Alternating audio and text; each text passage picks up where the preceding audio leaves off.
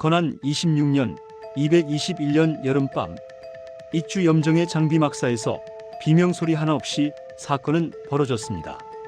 천하가 두려워하던 맹장 조조의 100만 대군을 호통 한 번으로 물리친 그 장비가 암살당했습니다. 범인은 누구였을까요? 조조의 자객? 오나라의 첩자? 아닙니다. 범강과 장딸, 바로 장비 자신의 부하 2명이었습니다. 장비가 매일 채찍질하고 욕하고 짐승처럼 다루던 그 부하들이었습니다. 그날 밤 장비는 또 술에 취해 잠들었습니다. 범강과 장딸이 한밤중에 막사로 들어갔습니다. 천하무쌍의 맹장은 코를 골며 자고 있었습니다. 두 사람은 칼을 들었습니다. 그리고 잠든 장비를 찔러 죽였습니다. 단 한 번의 저항도 없었습니다. 더 충격적인 사실이 있습니다. 유비는 이미 이런 일이 터질 것을 예상하고 있었습니다. 장비가 이렇게 죽을 것이라는 것을 말입니다. 유비가 장비에게 말했습니다. 채찍질한 병사를 내 곁에 두지 마라. 그들이 결국 너를 죽일 것이다. 유비가 장비에게 몇 번이고 경고했던 말입니다. 하지만 장비는 듣지 않았습니다. 그리고 유비의 예언은 그대로 실현됐습니다. 오늘 우리는 이 비극적인 죽음의 진짜 원인을 파헤쳐 보려 합니다. 능력이 아무리 뛰어나도 인품이 그것을 담을 그릇이 되지 못하면 모든 것이 무너진다는 냉혹한 진실을 말입니다.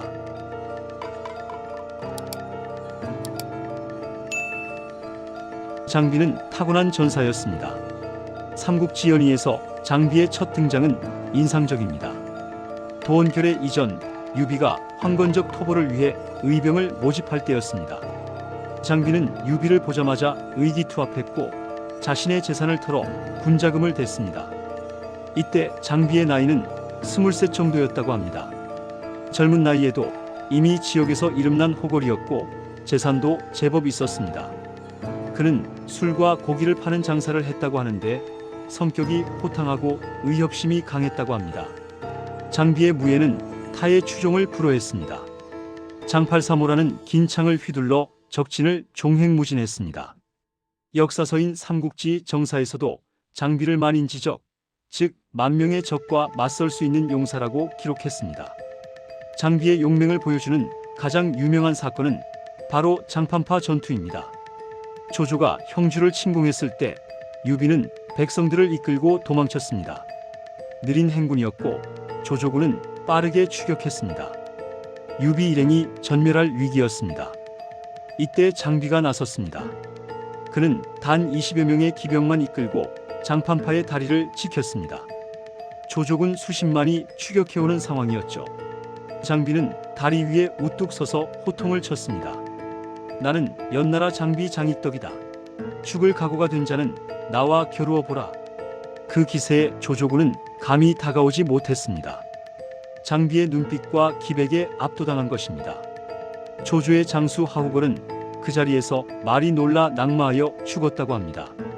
장비 한 사람이 수십만 대군을 막아낸 것입니다. 이것이 바로 만인지적의 진수였습니다. 여러분, 조직에서 이런 사람이 있습니다. 위기의 순간에 혼자서 문제를 해결하는 사람, 누구도 하지 못하는 일을 해내는 사람, 회사에 큰 계약을 따내거나 불가능해 보이던 프로젝트를 성공시키는 사람 말입니다. 장비가 바로 그런 사람이었습니다. 유비에게는 없어서는 안 될 핵심 인물이었죠.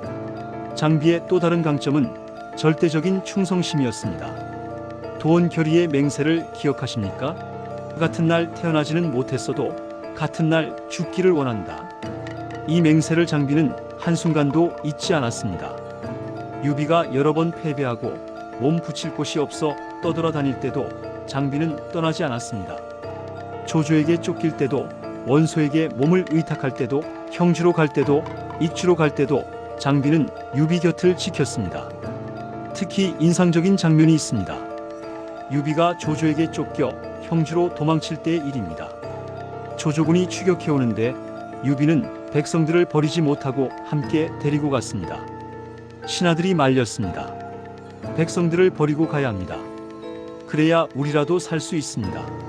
하지만 유비는 거절했습니다. 나는 백성들과 함께 죽겠다. 이 모습을 본 장비는 감동했습니다. 유비의 인자함에 그 의로움에 더욱 충성을 다짐했습니다. 그래서 장판파에서 목숨을 걸고 다리를 지킨 것입니다. 장비의 충성심은 맹목적인 것이 아니었습니다. 그는 유비의 가치관을 믿었고 그것을 위해 기꺼이 목숨을 바칠 준비가 되어 있었습니다. 여러분도 인생을 살면서 이런 순간이 있었을 겁니다. 내가 이 사람을 따르겠다. 이 가치를 위해 살겠다고 결심한 순간 말입니다. 배우자와의 결혼, 회사에 대한 헌신, 자녀에 대한 사랑. 이런 선택의 순간들이 우리 인생을 만듭니다. 장비는 그 선택을 평생 지켰습니다. 이것이 그의 위대함이었습니다. 하지만 장비에게는 치명적인 약점이 있었습니다. 바로 술과 분노였습니다. 장비는 술을 좋아했습니다. 아니, 좋아하는 정도가 아니라 중독 수준이었습니다. 술만 마시면 성격이 돌변했고 주변 사람들을 함부로 대했습니다. 이것이 처음으로 큰 문제가 된 것은 서주 사건입니다. 유비가 서주를 얻어 다스리게 되었을 때 그는 장비에게 서주성 방어를 맡겼습니다. 중요한 임무였죠. 하지만 장비는 방심했습니다. 어느 날 장비는 술에 취했습니다. 그리고 여포의 부하 조표를 만나 술을 더 마셨습니다. 술판이 무르익자 장비는 조표에게 시비를 걸었고 폭행했습니다. 조표는 분노했습니다. 그리고 여포에게 가서 말했습니다. 장비가 술에 취해 방비가 허술합니다. 지금이 기회입니다. 여포는 즉시 공격했습니다. 장비는 술에 취해 제대로 대응하지 못했고 서주는 함락되었습니다. 유비는 다시 한번 거점을 잃고 떠돌이 신세가 되었습니다. 유비는 장비를 꾸짖었습니다. 내가 술을 조심하지 못해 이런 일이 벌어졌다. 다시는 이런 실수를 하지 말라. 장비는 울면서 사죄했습니다. 죽어 마땅합니다. 용서해 주십시오. 다시는 이러지 않겠습니다. 하지만 장비는 고치지 못했습니다. 술은 계속 마셨고 취하면 여전히 난폭했습니다. 더 심각한 문제는 부하들을 대하는 태도였습니다. 장비는 부하들을 가혹하게 대했습니다. 작은 실수에도 채찍질을 했고 심하게 때렸습니다. 관우도 부하들에게 엄했지만 관우는 최소한의 존중은 했습니다. 하지만 장비는 달랐습니다. 그는 부하들을 사람으로 대하지 않았습니다. 노예처럼, 짐승처럼 대했습니다. 유비는 여러 번 경고했습니다. 익더가, 내가 채찍질한 병사들을 내 곁에 두지 마라. 그들이 언젠가 너를 해칠 것이다. 하지만 장비는 듣지 않았습니다. 여러분, 우리도 비슷한 경험이 있지 않습니까? 나쁜 습관을 알고 있지만 고치지 못하는 경험 말입니다. 술, 담배, 화, 나쁜 말버릇. 주변 사람들이 조언해도 심지어 본인이 문제라는 것을 알아도 고치지 못합니다. 장비가 바로 그랬습니다. 그리고 이것이 그를 죽음으로 이끌었습니다. 건한 24년 219년입니다. 관우가 형주에서 오나라군에게 사로잡혀 죽임을 당했습니다. 그 소식이 익주에 전해졌습니다. 유비는 오열했습니다. 그리고 복수를 맹세했습니다. 나는 오나라를 멸하고 관우의 원수를 갚겠다. 장비의 반응은 더 극단적이었습니다. 그는 이성을 잃었습니다. 형님, 형님, 울부짖으며 술을 들이켰습니다. 그리고 분노를 폭발시켰습니다. 유비가 오나라 정보를 준비하기 시작했습니다. 장비에게 명령을 내렸습니다. 3일 안에 흰 상복과 흰 깃발을 만들어라. 그리고 출정 준비를 하라. 장비는 즉시 병사들을 소집했습니다. 그리고 명령했습니다. 3일 안에 흰 상복과 깃발을 준비하라. 한 명이라도 빠뜨리면 목을 벤다. 부하 범강과 장딸이 말했습니다. 장군님, 3일은 너무 짧습니다. 병사가 수만 명인데 어떻게 3일 안에 모든 것을 준비할 수 있습니까? 시간을 조금 더 주십시오. 장비는 폭발했습니다. 무슨 소리냐? 3일이면 충분하다. 핑계 대지 말고 당장 준비하라. 범강과 장딸은 다시 간청했습니다. 장군님, 정말 불가능합니다. 부디 현실을 보십시오. 장비는 두 사람을 끌어내 채찍질했습니다. 50대씩 때렸습니다. 그리고 소리쳤습니다. 3일 후에도 준비가 안 되어 있으면 너희들을 죽이겠다. 범강과 장딸은 피투성이가 되어 돌아갔습니다. 두 사람은 서로를 보며 말했습니다. 이대로 있다가는 우리가 죽는다. 3일 안에 준비하는 것은 불가능하다. 장비는 반드시 우리를 죽일 것이다. 그렇다면 차라리 우리가 먼저 그를 죽이자. 그날 밤 장비는 술에 취해 잠들었습니다. 범강과 장딸이 장비의 막사로 들어갔습니다. 장비는 코를 골며 자고 있었습니다. 두 사람은 칼을 들었습니다. 그리고 장비를 죽였습니다. 천하무쌍의 맹장 장비는 그렇게 허무하게 죽었습니다. 전장에서도 적의 함정에서도 아닌 자기 막사에서 자기 부하의 손에 죽은 것입니다. 유비의 예언이 실현된 것입니다. 채찍질한 병사를 좌우에 두지 말라. 그들이 너를 해칠 것이다. 유비는 이미 알고 있었습니다. 장비의 성격이 언젠가 그를 죽일 것이라는 것을 말입니다. 그는 자신의 힘을 믿었습니다. 내가 얼마나 강한데 이 하찮은 병사들이 나를 어쩌겠는가. 이런 교만이 그를 죽음으로 이끈 것입니다. 범강과 장딸은 장비의 목을 가지고 오나라로 도망쳤습니다. 그리고 손권에게 바쳤습니다. 손권은 처음에 기뻐했지만 곧 두려워했습니다. 유비의 분노가 더욱 커질 것이기 때문입니다. 유비는 장비의 죽음 소식을 듣고 기절했습니다. 깨어나서는 통곡했습니다. 관우도 갔고 장비도 갔다. 이제 나만 남았구나. 유비의 복수심은 이성을 잃게 만들었습니다. 그는 전 국력을 동원해 오나라를 쳤습니다. 이릉대전이었습니다. 하지만 패배했고 유비는 백제성에서 병으로 죽었습니다.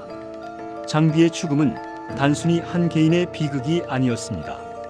그것은 촉한 전체의 비극으로 이어졌습니다. 만약 장비가 부하들을 잘 대했다면 어땠을까요? 만약 그가 유비의 경고를 들었다면? 만약 그가 술과 분노를 절제했다면? 역사는 달라졌을 것입니다. 장비는 오나라 정벌에서 큰 역할을 했을 것이고 촉하는 더 강했을 것입니다. 하지만 역사에 만약은 없습니다. 장비는 죽었고 촉하는 약해졌으며 결국 멸망했습니다. 장비의 이야기는 우리에게 아주 중요한 질문을 던집니다. 능력이 중요합니까? 인품이 중요합니까?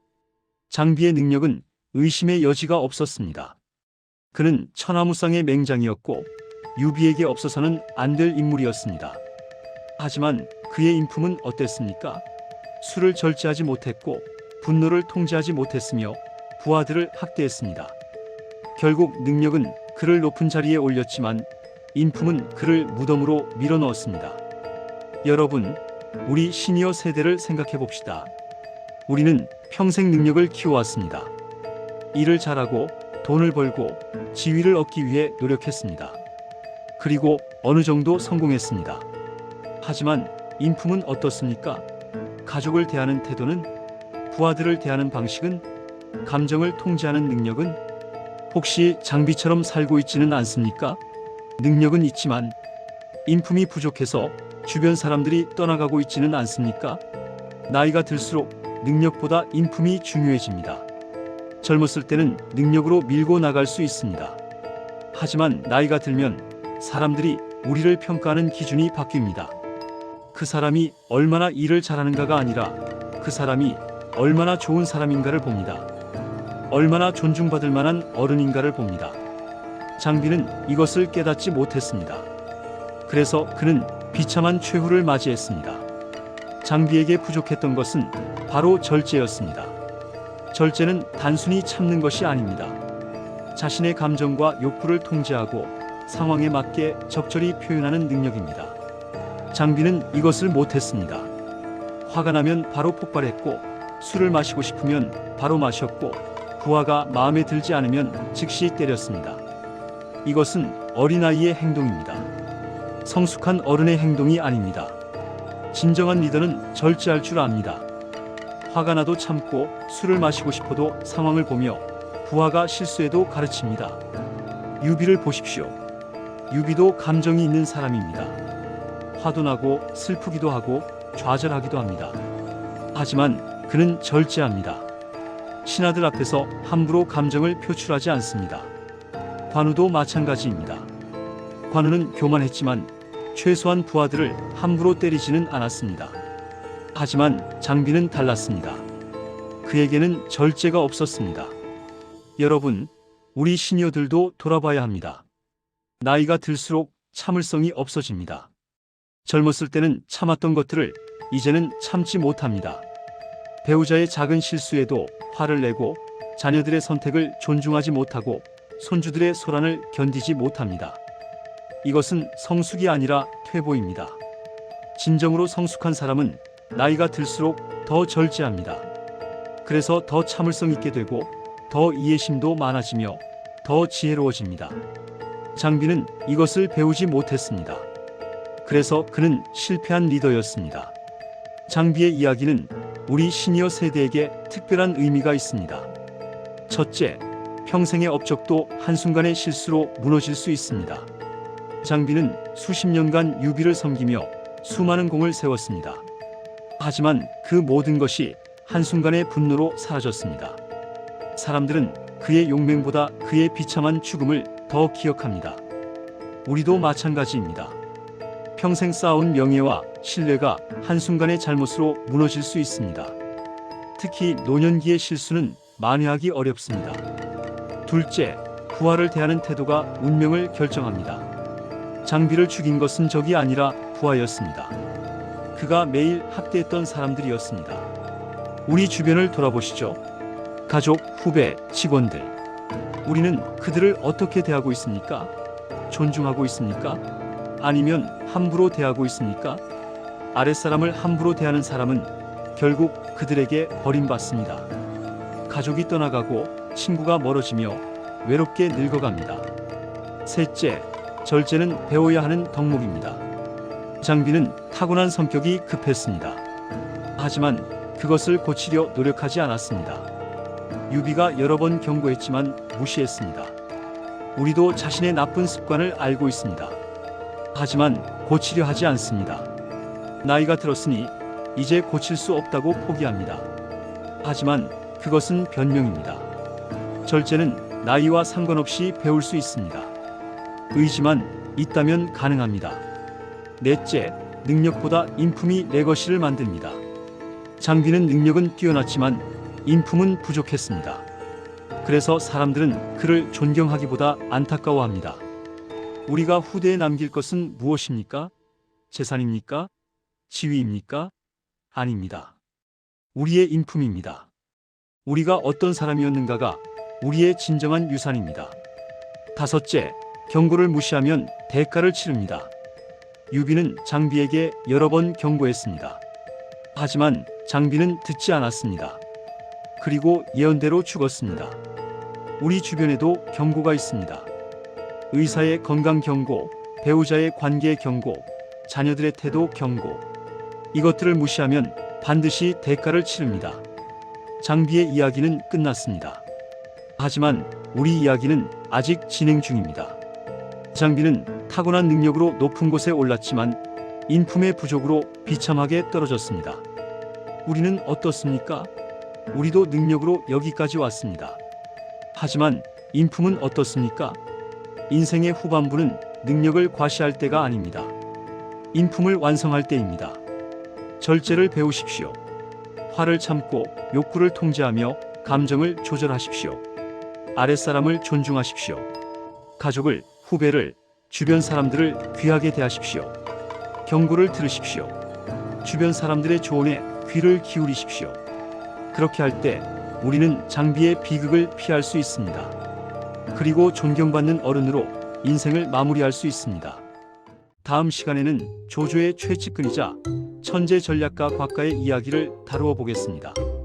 충성과 원칙 사이에서 고뇌하다 비극적 선택을 한 그의 삶을 통해 조직과 개인의 가치가 충돌할 때 어떻게 해야 하는지 살펴보겠습니다. 오늘 이야기가 여러분의 삶에 작은 성찰이 되었기를 바랍니다. 끝까지 시청해 주셔서 감사합니다. 구독과 알림 설정으로 다음 이야기도 함께 해 주십시오. 감사합니다.